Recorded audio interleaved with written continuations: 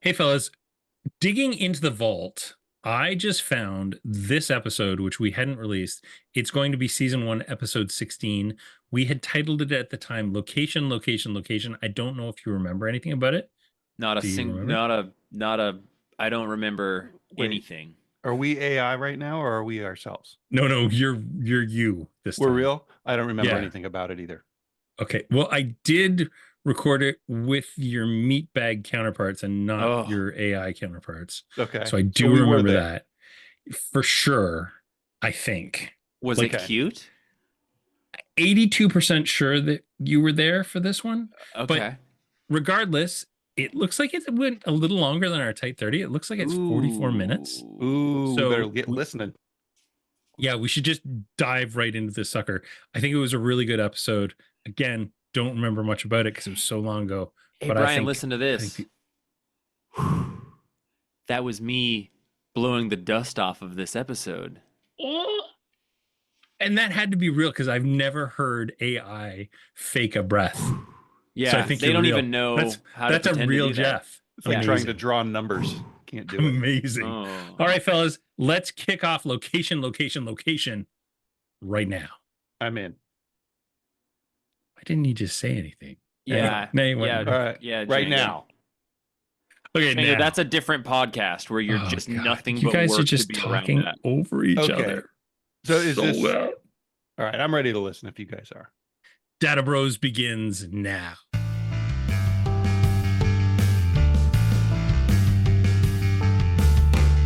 Coming to you from top secret field offices worldwide, these brave men and women fight a battle for truth, justice, and good clean data.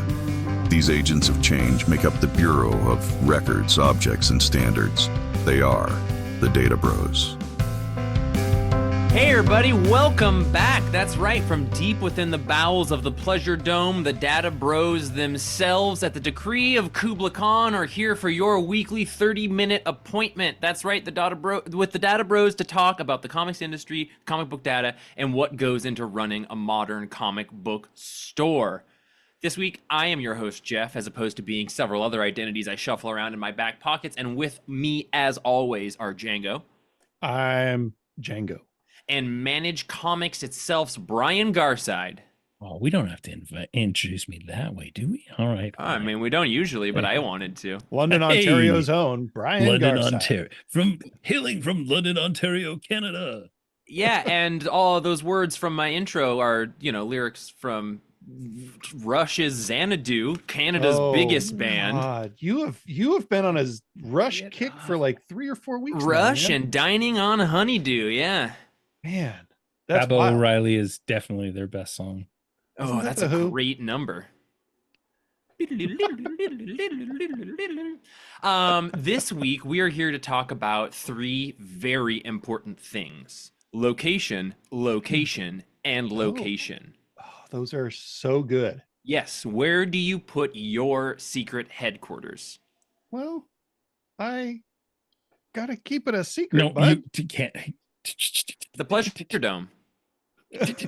Xanadu. Hey, let's hear a little shout out to our good sponsors at Murphy's Oh yeah, Apple Juice, Jeff. have we vamped enough? Okay, cool. Yeah. Yeah. Well, good family. I want to What give are a you shout talking out. about? I want to give a shout out to Murphy's Apple Juice. Again, one of the all-time great producers of Sunshine in a Bottle. I do want to apologize for referring to some of the emails I get from them as liquor infused. It was more of like a spicy way of addressing the tone of the emails and the fact that many of the people in charge of Murphy's are alcoholics. But I wanted to mention what's that? This is worse. No. It's all apple juice, baby. So I'm a little bit concerned. I'm a little bit concerned that we haven't been getting, like, we've been getting prepared statements that I've had to read the last. I've been couple getting weeks. cared packages. Did Ah, you get sounds the like, Did you get the freeze dried Murphy's apple crisps? You didn't get the okay. That stuff doesn't get past the border because. Oh right. Yeah. Okay, Yeah, that's the why I've been Murphy's getting certain boycott, yeah. packages It's labeled the with your Murphy name on it. Lombardo. Hopefully, Anyway. Django, you can bring me some of that sweet Murphy swag when I see you Oh, in yeah. Chicago. Yeah, I'll bring you some Yeah. crisps. They're not going to be very crisp in a couple weeks, but I Oh, won't that's be in especially in your Chicago with back you guys pocket. because I'll be preparing for a concert at the Shakedown. I'll be playing on May 9th in Bellingham for anybody who wants to join. You're playing a Um, concert? I yeah, am. dude. Dude, He's a musician too. Yeah, He's not just a Rush that's fan in a sports jersey. that's a I thought he May just like 9th. had 17 guitars for the looks, for the Yeah. aesthetics. Well, they do that too. Um, just a reminder to everybody, Murphy's apple juice. It's the shape, not the taste. But also, it's the taste, which is pretty dang good. Man, you should do that for a living. Oh, I You guess you really can. should. Thank you. So, this episode, we're going to delve into the crucial factors to consider when scouting for a location, understanding the Location. financial aspects of leasing that location, and Leasing, recognizing leasing. the signs that it's time to relocate. By featuring expert advice from industry veterans, No, we're real not going to estate do any of that. professionals, We're just and gonna do it. successful We're just going to com- make all this up. listeners will gain a comprehensive understanding of the Don't stop strategic. reading those things. What Jared. was Oh. it? Did AI help us write that or what? Oh crap, man! All right, sorry. Just There's a us. script. Yeah. So wait, none of the guests that are crucial insiders are No, actually coming we're for not this. we're not gonna have any crucial guests. Oh, okay. Well, one time Just Django and I us. moved locations. When I put One time Django and I moved from a store to a new store. Fellas, just, Location. I'm gonna leave this in just for fun, so the readers Oh yeah. can see how everything is built. Just get in the nooks and crannies. But when I write the summaries, maybe we should look at them. This is how Terminator happens, I like Brian. it. I like it. I like it. I just I don't like scripts because I don't know when I'm supposed to follow them or not. So I love it. I love it. I love it. that's why I'm a jazz musician by trade. We're gonna be following the normal routes of conversation this week, everybody. But Brian, location. Move on in, baby. You want me to jump in and talk about the data broification of everything? Listen, so every week we break our topics down into 3 segments: data broification, which is the underlying data. I said which all that, the supports normal our- route. Yeah. Okay. Industry gamer and shop talk. All right. So yeah, let's kick it off. Let's talk So you've had about stores moving, other stores moving in the comic book industry. yeah, so I don't want to brag, but we hit 180 stores recently. And I've seen probably at least a dozen stores this year move locations. Some of Mhm. them kind of big locations, some of them small locations. We saw it kind of at the beginning of the year. There was a big shakeout. A couple long-term stores, and we've talked about this in previous episodes, closed or moved down. One of them, Heroes, think it's Heroes in Fresno, California. He got out of it, and because their location was about to increase by 7 times. Their rent was going to go up Mhm. 7-fold. So he sold, that was Dave Alred. He sold the company to a new gentleman who moved down the street and opened up a new location, and they're called Secret Identity Comics now. Oh, that's a good name. Again, in Fresno, California. But we saw a lot of that kind of stuff in California. I think pretty much every one of my California stores, with a couple of exceptions, moved somewhere in Mhm. the new year. And Joe 'Cause Field's store, Flying Colors, is Yeah. on the precipice of moving. I think they're in too. California, right? Yeah. Yeah. Yeah, so it's been a massive kind of upheaval in California because rent has just skyrocketed out of control. And one of the things you can do, obviously, when you're moving into a new location, especially, you look around and you see the places that are empty and that have been empty for a long time, and there may be an opportunity there to get some deals and stuff with your rent. So yeah, we've seen that. And here in London, one of our local shops, actually the biggest shop, Heroes Cards and Comics, which is the second comic store I ever worked at, and I helped open it in 1991. Ooh. Yeah. They're a huge place. They've got probably 4,000 square feet. So next door to them was a building that has been under renovation for what seems like 10 years, and it's Mhm. finally kind of ready to go. and so they've just subleased it for a few months to do a warehouse sale next door. So they've opened up Villains, which starts this Nice. Friday, next door to Heroes, That's and pretty they're cool. they're only going to be open on Fridays, Saturdays, and Sundays now. But during the summer, it's a lot. Like there's a lot of traffic in our downtown, and there's a lot of comic focused things between May through like June, July kind of period. So I think that's when they're going to be down there. So yeah, that's pretty exciting. So looking at that stuff, I just wanted to talk to you guys because you have a lot of experience in have moved the comics place from when you first took it over, right? Jeff has moved three or two times with the comics place. Yeah. Yeah, we've moved 2 times and then opened up a satellite location one time. Yeah. So you guys have a Um, lot of this kind of knowledge of what goes into a successful location move. Well, so assuming that your current location is successful, which I I think it is. It's alive. yeah, It's something that comes to mind for me is, and it varies for stores and locations, but how tied in to your store's identity is the location that it's currently in? sure. Because thinking about the physical layout inside of a store and where it is in a town, um, is a lot of the familiarity that people form with that store. Memories are housed in locations. Hmm. Um, so it is a much bigger deal in my mind than simply just the location that your store is in. yeah. It is, it is so much of the gift that is the present of a comic shop. It's the wrapping and everything. So, The, um, yeah, please. it's interesting you say that because like in my city, London, Ontario, about 500,000 people. So it's not a tiny city. It's not a huge megalopolis. But until relatively recently, there were two comic stores within 3 blocks of each other. And previously, there were one, two, three, four comic stores all within, I would say, like, we'll use your term, a mile of each other. Um, Uh-huh. Two of them were literally within 2 blocks of each other. The other two were within 2 blocks of each other, and then there was like a mile between Yeah. the the four of them. Now there's only two major stores in the city. One of them, they used to both be within 2 blocks of each other. One of them moved across the city into, I think I've talked about this before. It's an old cereal factory called Kellogg's here in town, and this really cool forward looking company moved in there, and they built like a trampoline park, and then they've built like this really neat space that's got a couple distilleries, a couple breweries. It's got Cool. a fancy hair cutting place that I take my son to occasionally. There's a Starbucks on the second floor.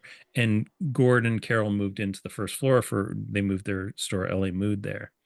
I've talked to them a few times and they've said that so first of all, there's parking for the first because our downtown doesn't really have Mm, parking, but there's parking literally like 20 feet from their front door.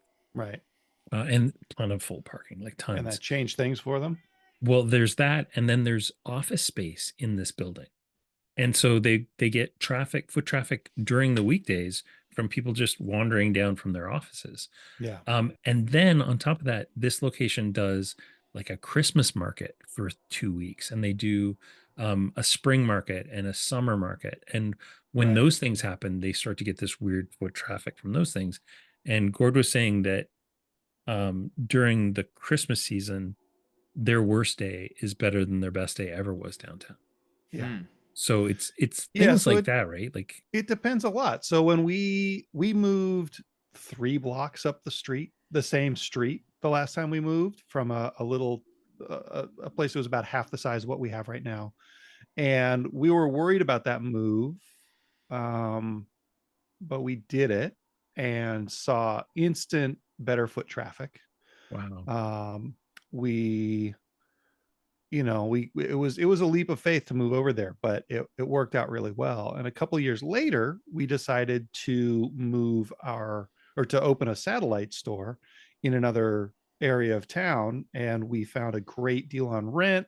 It's in this quirky little alleyway down some stairs, and nobody ever found us because we were in this Wow. quirky little alleyway down the stairs, even though we were across from a fairly busy nerd bar, like Mhm. a place that had board games and stuff Cards like, and beer and yeah. yeah. I think that if we had moved that store into a spot that was on the sidewalk in that neighborhood, we probably would still have it open and it would be a major part of our business. But because of the location, it didn't work out at all. It's so interesting to me because the comics place that was open for 35 years or so was in the same location. And that's where I started. And it was in a small art studio on the second floor of like a shared art studio building. Um, Tiny, not enough space to do much with at all. Very little graphic novel space there at all.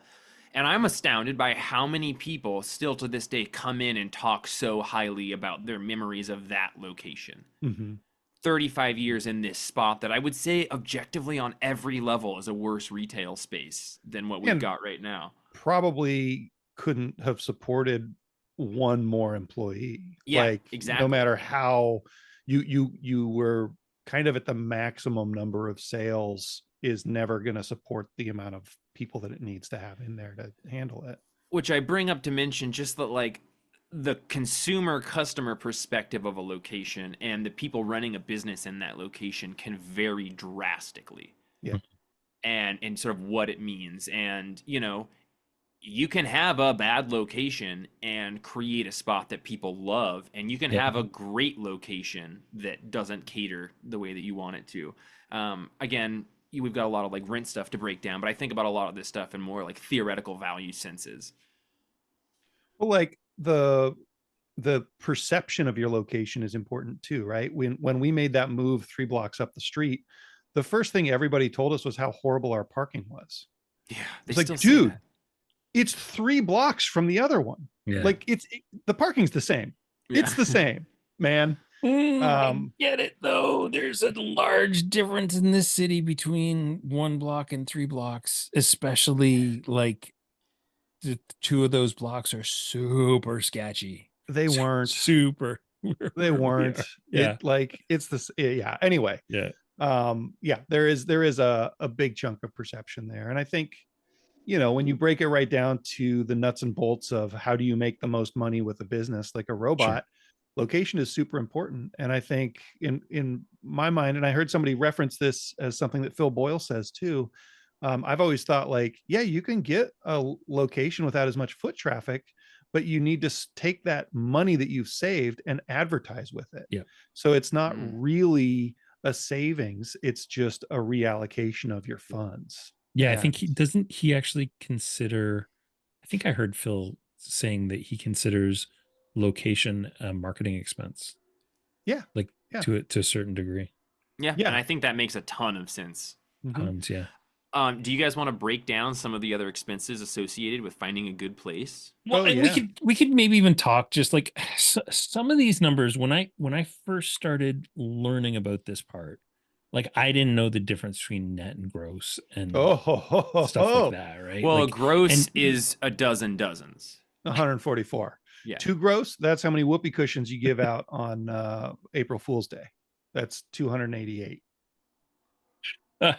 So net rent, I believe, is the base rent with additional costs, including taxes, maintenance, and insurance. Yeah. No. And No, that's oh yeah, plus. that's So it's that's net triple is- net. Okay, I was just going to ask Right. about triple net related to Yeah. that. So Okay. so a gross lease is your rent's $2,000, right? And that's everything. That's too That's cheap. Your rent's taxes, $5,000. maintenance, That's insurance, you everything. give me $2,000. Everything else is up to me to deal with. Okay. The more common kind of commercial rent, I think, is triple net, where you're paying for their taxes, their maintenance, and you get a lower rent charge. Your rent Okay. is $3,000, and you can expect to pay around $2,000 a month for triple net. Okay. Django, I mean, you should run down all of these expenses because I bet you know twice as much about them as Brian and I combined. Because Oh my God, I Okay. don't know anything about you've anything. been That's not what I'm saying at all. Django moves businesses like a man who's horny. That's all I had. That's just where it ended. And, Just watching. Yep. and to be totally transparent, I have only ever rented, like, I'm giving you $1,500 a month, and I'll pay also for internet. That's the Yeah, only. and Yeah. that's like the ideal situation, right? Because then you're not having to guess what your triple net's going to be. And unfortunately, in all the places I've ever been, I think except one, and maybe for the first 3 years of our current location, um, it's been a triple net situation, and you don't have any control over that. So they can just kind of say, "Oh yeah, taxes went up," and they have to give you some reconciliation at the end of the year. But who knows? Like, I'm not gonna go look up what they paid for their maintenance guy to sweep the front entryway every day. Right. Right. So the third N in the triple net, the NNN, is like the community area maintenance. And I just learned this on Facebook from some other retailers the other day. And if you're not careful with your triple net negotiations, they can just kind of plug any number they want in there into that community access area maintenance. So if we ever renegotiate a lease, I'm going to make sure that we have in there that there's a cap to what you can charge us for that part. So what are the three the Three holy nets? unholy trinity of the three nets? I don't actually know what they are. Taxes I is asked one of them, somebody I one assume. day, and let's see, I just Googled it. No, not that. Yikes. What Taxes, maintenance, and insurance is what we have. But I've always thought insurance Yeah. was, like, for me, I've paid insurance on every location ever, because you have to have Oh, different this types is of building insurance. insurance. So this is Oh, I the see. Okay. insurance at So, the like, building. So it basically just covers the building owner's expenses. Super. but yeah, It, but it puts it you're on still you, responsible for a your percentage own based on your square footage. right. And then Right. you also need PPL, like Yeah. personal property liability and theft and all that Of that. nonsense. Yeah. Okay, Yeah. cool. You're just paying their bills, and they're charging you per square foot based on the rest of the building. And we're in a Okay. weird spot in our space because we're in like a 5 or 6 story building, and the third floor is totally uninhabited. And I've never really been clear about whether we're paying like a percentage higher because the third floor doesn't have anybody on it anymore. Um, the other thing that you want to watch out for when you're doing a new lease is decide how long you want to have it. Right. Right. So in general, landlord is going to want to see a longer lease, because that means, a month with nobody paying rent sucks. Right. 6 months with nobody paying rent sucks way worse. So, and the more that they're going to do for the space, the longer they're going to expect a lease. Like, from the more I've... they're going to improve the space, or if you want to ask them for other concessions, like, hey, we have this weird deal we want to work out, can you do this? They might be more apt to do that if they're going to do a longer lease with you. Right. There's all kinds of trickery that you can do. I heard about somebody being like, oh yeah, well, I made sure that in my lease, I stated explicitly that if the neighbor moves, I get the first crack at that space. Right. So I could expand my business. There's also some weird stuff with like HVAC. So if you are, like, the first draft you'll probably get of the lease from your landlord is going to say that you're responsible for the heating and cooling equipment. And that can be $20,000 in the right building. And so you want to make sure that you maybe you're responsible for maintenance, but you're not responsible for replacing or repairs. Yeah, that makes sense. And of course, there's always going to be like unexpected costs associated with any place, whether it's, the ceilings leak and damage your comics and they're not going to pay appropriately for the comics that have been damaged, or water starts gushing out of the light switch, or even like additional unexpected costs. Like Jane and I were talking to a store in the state that has a location in a mall, but part of that lease is that the mall can force them to move anytime they need to a different location in the mall, which is a huge unexpected cost So to Mhm. the bummer. idea of setting up a location in a mall. So, making sure you have autonomy and control, of boundaries is a Yeah. pretty important one as well. Django, what are some other unexpected That costs? that one's funny because we actually had a mall location when I worked at the comic shop, and part of the lease was that every 5 years we would be forced to move because they're Wow. trying to make the mall look like it's a dynamic space that's constantly Cycling. changing, Interesting. right? So, and that Huh. was back in like the late 80s, early 90s. I could get on board on a schedule, but Yeah. just willy-nilly, like every Yeah, time I talk to him about it, he just seems so defeated. yeah, Yeah. for sure. Yeah, they made us move again the third time in 9 months or whatever. Yeah. Yeah, that's crazy. You're who knows what shape the building is actually in when you move Yeah. in, and sometimes you have to, have a conversation with your landlord about who takes care of this problem or who takes care of that problem. And Um, suddenly a who cleans the family carpets? of possums move into your third floor loft, Yeah, I mean, I dressed up in a stormtrooper outfit and chased down a bat with one of our employees' husband the other day. Like, Yeah. that's not probably a thing I should have done. We And probably then should have left a hired somebody to do sign that. up on the door to that room that said "Careful, bat inside" for days afterwards. Yeah, it was kind of cute. Yeah, it was also scary for those of us not there the bat day because I don't know if you ever got the bat No, I out. think somebody moved it right next to the door, and it doesn't make any sense now. I worked in Um, a 100-year-old building and we had bats all the time. We actually had a team called the Batmen who would go Oh, and take care nice. of the They all bats. wore Yeah. stormtrooper outfits. And then No. one of the things that, again, in the way that I go about life all the time is try to form positive relationships, like healthy, positive relationships with the people Sure. that you're doing business with that are in Mhm. control of these leases or that own the building. Conduct yourself in a way that makes people want to help you or not take advantage of you, which is a perfect spot to put a pin in this for a moment because we're going to hand this one off to Murphy's Apple Juice. So stick around and we'll be right back. We'll get you right back to the show after these important messages.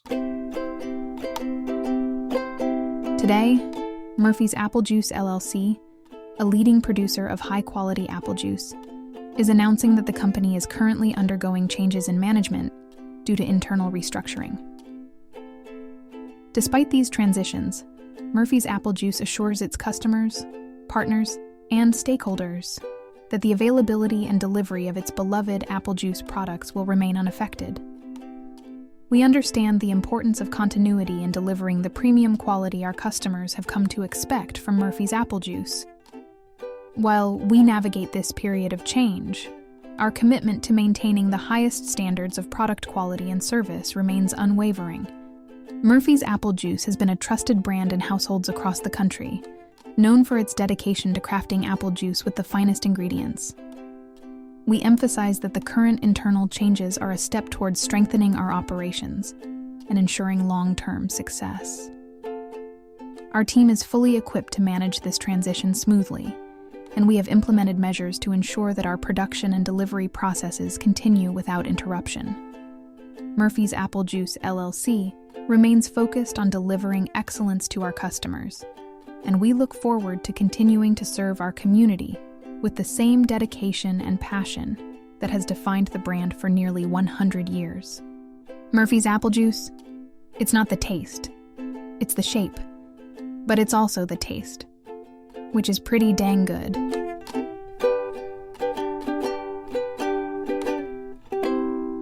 Okay, let's get you back to the show now. All right, buddies. Now we're back to the show. Thanks, Murphs. Murph. Hey, you Django, guys- yeah. I've got a quick question for you. Uh-huh. So when I was looking for an office recently, they said it was $36 a square foot. It was 1,000 square feet. I mathed that out and I was like, with that $36,000, which is way more than I'm willing to pay Right. Per but month. I believe that was like over the course of a year. Is that accurate? Yeah. So when you're looking at the square foot cost, there doesn't seem to be a standard. There's two standards, and you're either Okay. looking at the monthly per square foot cost or you're looking at the annual per square foot cost. And I don't know why different places do it differently. Like I would just always go for the lower number, Yeah. guys. Give us the monthly square foot cost and maybe we'll be dumb enough to do it, right? Yeah. But yeah, it's pretty wild. I will say that I was looking at an online conversation about rent the other day, and Joe Field from Flying Colors in California, he's the creator of Free Comic Book Day. He listed his per square foot cost, and it was like $5.89 or something is what it's going up to. Wow.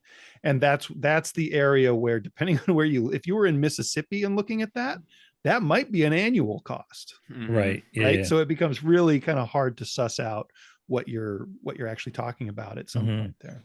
All right, boys, it's time to get our thumbs in some sweet industry potato pie. What do you think? Yammer, you want to Yammer, Indiana? yammer, Indiana. So when we're Indiana talking Jones. about your location, we're going to look at a bunch of different kind of industry things, I guess. Like you're going to look at your location and what other businesses are in the area. Is that something you would look at? Is it, Definitely. I would, yeah. I mean, what makes a good comic shop location, would you say?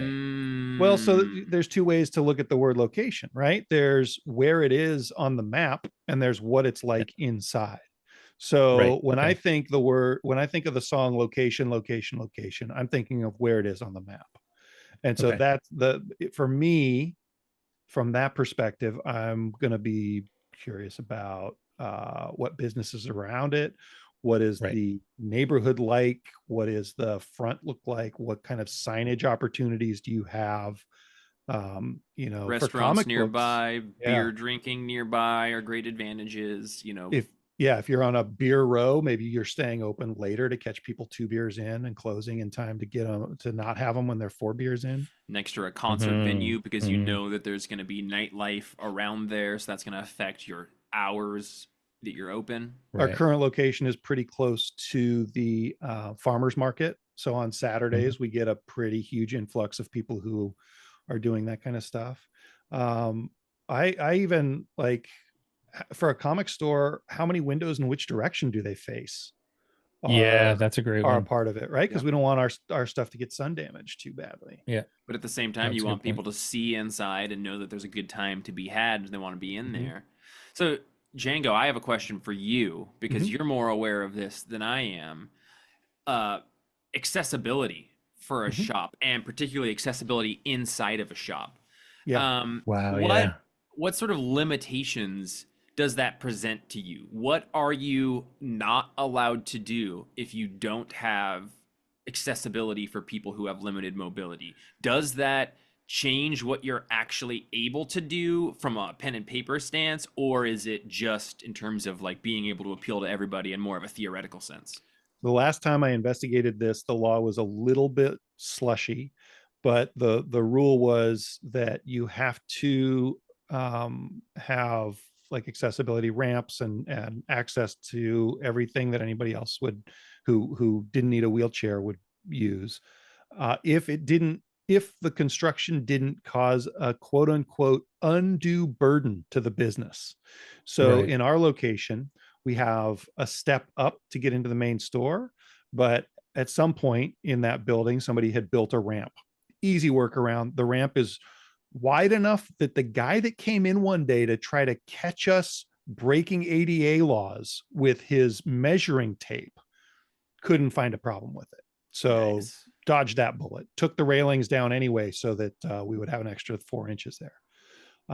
Within the rest of the store, we make sure that we have 3 foot walkways or wheelways for everything.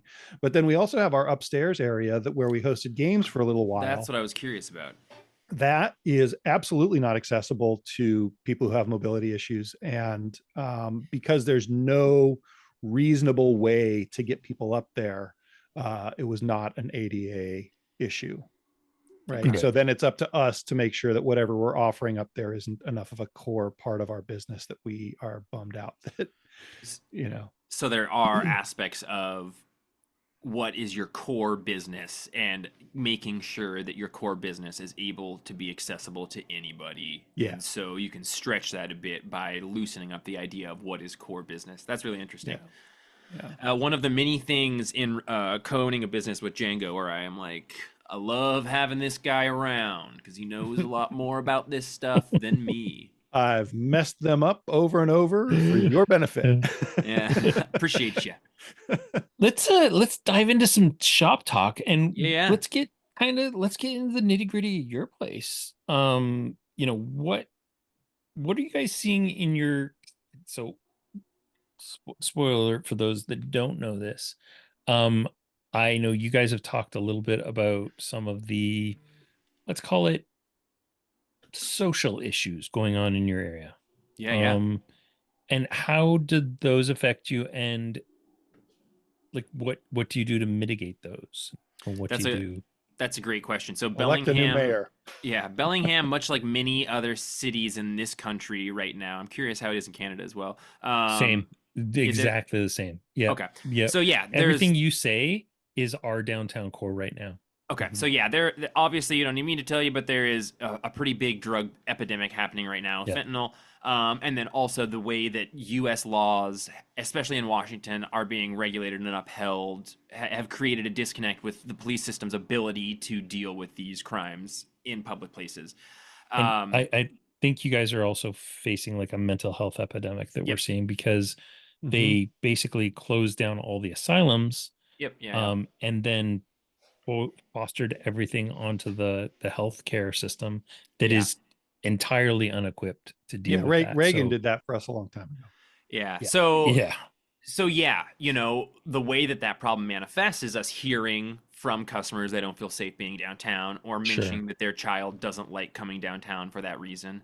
Yep. Obviously, you're going to be, there is an calculable effect of somebody passed out in front of your store, or the loading zone taken up by ambulances, or like that has a great effect on things. So, you know, that is really hard for a comic shop individually to be able to have a large change with, outside of being able to develop the right pattern in your store to get the people who may or may not be causing a problem out of your store. Django is great at it. What's your line? Hey, come back another day. Yeah, that's so good. And he can lovingly get people out of the store. So again, the best way to combat that for a store for us is developing this, the language to use when we see the signs that there's something happening inside of our store we don't love. Bellingham elected a new mayor. That's helping. The new mayor has put a lot of resources towards having more patrols, not just with police, but with other services that can help people, and firefighters. Just like a person with muscles in a uniform changes the block's mood quite a bit. For And sure. we've always been pretty aggressive about calling 911. In Bellingham, there's not really a non-emergency number that matters that much, so they encourage you to call 911. And so we call 911 a lot, partly to take care of the problem potentially, but also just to show that that's an area that needs the help. So if somebody's looking at metrics on where to allocate their resources, they can see that they get a lot of calls from our area. So getting comfortable with that has been something that every employee needs to be encouraged to call 911 and get over that kind of resistance to that at our shop. When it Have comes, you guys sorry. seen like changes in your demographics, or because maybe I'm just reading into it, but it feels to me like the area that you're in has kind of gone through a little bit of a slump. Have you Mhm. seen changes, like built synergistic businesses moving out, non-synergistic businesses moving? In Canada, in Ontario specifically, we're seeing a ton of cannabis stores opening up that Mhm. don't necessarily contribute to the Sure. element that you want next to a comic store. Selfish destinations, Perhaps. kind of. Yeah. Question? Yeah. Um, that particularly is a sort of separate and very interesting issue, right? With the legalization of marijuana, those are popping up all over. Bellingham has as many dispensaries as bars, I bet. And Sure. yeah, the adverse Same. effect of that population group hasn't really been super demonstrated downtown or in Bellingham specifically. I would say, JJ's, which is a mini mart that you can buy anything in at any hour of the day, probably has more unsavory attraction near our store than like a weed Mhm. store would. Um, yeah, There but was yeah. there was an article just today that one of our real estate friends sent us, Will Elmer, for listeners of any of our other podcasts. Bellingham's Well, demand for retail space declines as vacancy rate increases over 3% since 2023. So, more empty spaces downtown than there were before. I don't feel like we're seeing a lot of impact from that, but Mm-mm. sometimes that stuff can be delayed. yeah. I'm But I could I'm see yeah, like sweating it. I mean, if there's a tremendous 3% is amount of still pretty low. vacancies, if there's a tremendous amount of vacancies, you'd see people just wanting to rent out those spaces to like Yeah. non-synergistic businesses, totally like Yeah. office spaces and stuff. We're not seeing a ton of that. As we get closer to our 30-minute type mark, Django, the idea of moving a location, Mhm. what are the good reasons to do it? That's a great question. Well, I would say just a general malaise with your current situation, That or I or think an is addiction to assembling IKEA shelves. I mean, second one less. But I mean, I absolutely think an injection of novelty or newness or excitement into one's life is Yeah, absolutely a justifiable reason to want to move locations. I What think are some other just things? just expansion, right? Yeah. Like if Yeah. I know that we are tight on space, and if we had the perfect opportunity come up, and we could add 3 product lines, right? Like that could make a huge difference for our business. Well, especially when we're talking last time about inflation, and like Mhm. this is an opportunity where you can offset some of that inflation by a perhaps changing your rent terms, Mhm. and b maybe increasing the product lines you can carry that maybe have a higher profit margin. It's super unlikely that the place you're renting now is ever going to be cheaper for you, Right. Yeah, That's a great right? sure. point. Yeah, So yep. you It'll might be be able to cheaper for find the another next guy, but place, not for you. maybe. Yeah, It yeah, it it depends on how they're leveraged, how the landlord is leveraged with debt or whatever. But yeah, like, yeah. I think, like so many things that we look at, Jeff, my decision tree often comes down to, is this an opportunity or a trap? And boy, did I whiff that with Moonbase, right? Like being Right. pretty sure it was an opportunity and not a trap, and it turned out it was a trap. Um, It's a but trap. I think I think if you can look at something and realize that you can make it work, and that it's not it is the right thing to do. I think you just kind of know, Yeah, I right? mean, like space limitations, like you were just saying, is one thing, but also like a lot of times the systems that are happening within a comic shop are kind of stuck because of the geographic layout of the store. Mm-hmm. So there are things that we have talked about or wanted to change within our store, like how we display new issues, which is the thing that we've done. However, we don't quite have the geographic space to do that in the way that is perfect for us. Or we have these great drawer boxes, essentially drawers that are where a bunch of our back issues are stored, but they're like fixed to the wall. It's an amazing system, but once you build something like that, you are limited in the way that you can approach it or do it in your store. So when your need to iterate or change the systems within your store is not allowed because of the geographic limitations, Mm-hmm. that's a great instance of when considering moving a store is a viable thing. There are also lots of reasons that moving a store is a bad call, and maybe even the first one Django mentioned that I agree with is a argument for a bad call. Like Mm-hmm. novelty isn't always the right reason to move a Yeah. store. Every Sometimes if you're languishing, there's something internally you got to figure out. every jumping on point is a jumping off point for Yep. somebody, right? Exactly. Yep. Yeah. Yeah, so I mean, I think there's a fair amount of sort of like soul searching that needs to go on, and it puts me in a position of being very grateful that I run this business with a business partner, because if the decision to move or not move a location was something that was mine and mine alone, it would be beholden to a lot of the shortcomings that I personally have, right? So again, wonderful to be able to toss it between a couple people to Aw, make decisions you like You that. need a gas and a guys. brake. You know what? You need a gas and a break. Yeah. That right there sounds like a perfect jumping off point for this episode. Oh, Look well what he did Right? there. done, Did you see what Brian. he Get us did? out of the soaking That was pool. Thank you so very much. good. Thank And you. back on the Thank you. dock, Thank buddies. you. Back on the Thank dock. you. Hey, listen, as we put a pin in this lovely little 30-minute session we've had where the three of us get to take our shirts, roll them up, and pat each other's bellies together, we want to hear from you in that belly patting session that we're going to be having. Next week, the week after, it's always a belly pat here at the Data B.R.O.S with my data brethren and myself. But we want to hear from you so you can be included in this. So you should write us an email or record a voice memo on your phone and email it. Sure, we'll Email take is that. the main, the main means, shouting back to our episode from 2 weeks ago. You can do that by sending your email message to podcast@databros inc. DATABROSINC.com. The Data B.R.O.S sync.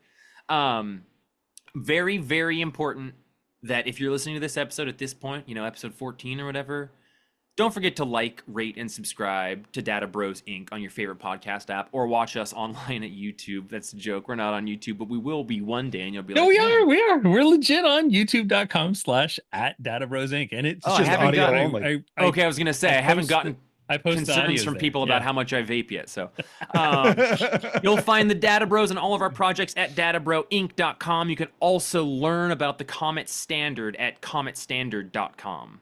Django, we should probably talk about the Comet Standard again at some point. Yeah, well, Yeah, we'll we mention should. it. Let's do another check-in on that. I feel like at Yeah, for least sure. every we should do a trimesters, right? Every 4 months or so. Absolutely, Really? yeah. Yeah. I am Jeff Figley. You can get me on Venmo at Jeff-Figley. I also magically appeared on Facebook as Jeffrey Figley. I'm Django, and you can get me on the internet. I'm the only Django born out there, probably. And you can find the point of sale system Jeff and I do at comicshopassistant.com. And you can check out our comic store at thecomicsplace.com. And if you're looking for me, Brian Garside, you'll find me on Instagram, Facebook, and YouTube at Managed Comics, where you'll discover everything you need to know about my not point of sale system. Managed Comics. This is three buddies with competing software that love each other too much to quit and do what's right for them. We'll see you all next week, and as always, keep watching the skies. Guys, we really beefed our opportunity to introduce ourselves as location, and location. That's... Oh my God. That's so good. The Data Bros is a joint project from the teams behind Comic Shop Assistant and Manage Comics. Data Bros are Django Boren, Jeff Figley, and Brian Garside. Brian Garside produces and edits the episode. And you'll find more about the Data Bros online at databrosinc.com. Subscribe, like, and review the Data Bros on Apple Podcasts, Spotify, and wherever you get your podcasts.